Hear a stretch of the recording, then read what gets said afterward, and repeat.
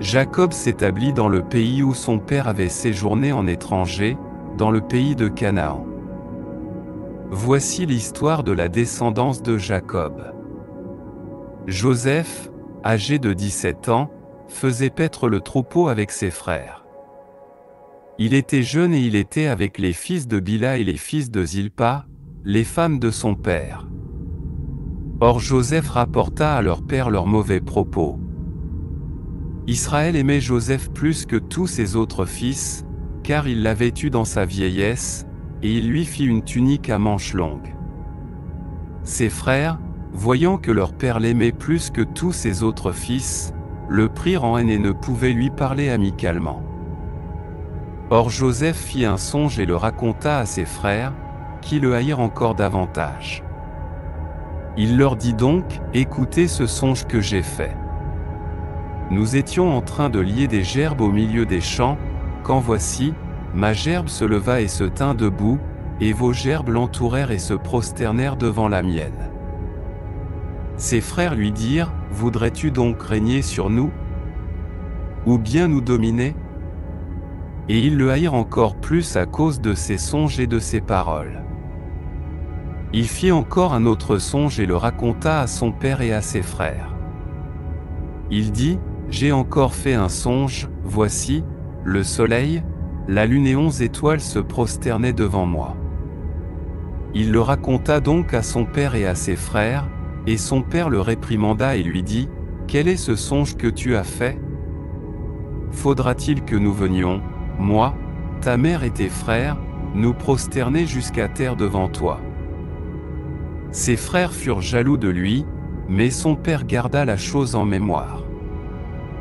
Ses frères allèrent faire paître le troupeau de leur père près de Sichem.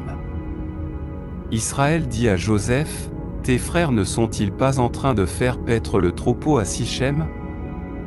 Viens, je veux t'envoyer vers eux. » Il répondit, « Me voici. » Il lui dit, « Va voir si tes frères vont bien et si le troupeau est en bon état, puis reviens me rapporter des nouvelles. » Il l'envoya donc depuis la vallée d'Hébron, et Joseph arriva à Sichem. Comme il errait dans la campagne, un homme le trouva et lui demanda, « Que cherches-tu? » Il répondit, « Je cherche mes frères.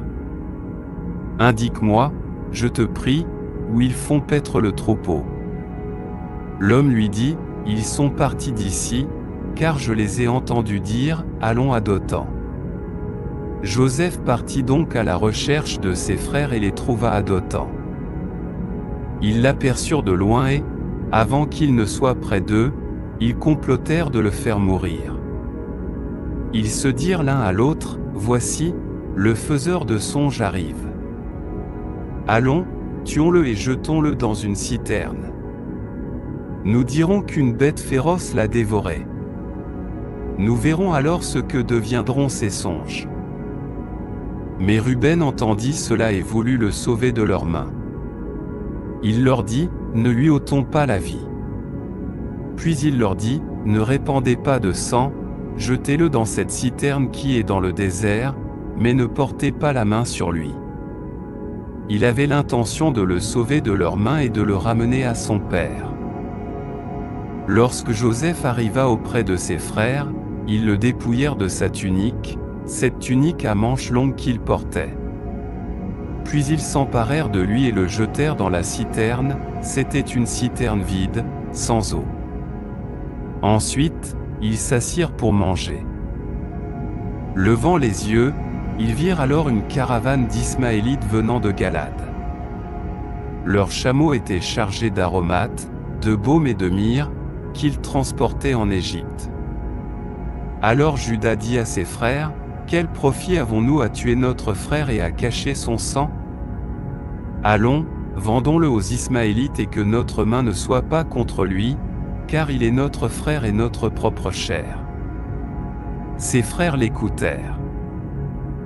Des marchands madianites passèrent, ils retirèrent Joseph de la citerne et le vendirent pour 20 sicles d'argent aux Ismaélites, qui l'emmenèrent en Égypte.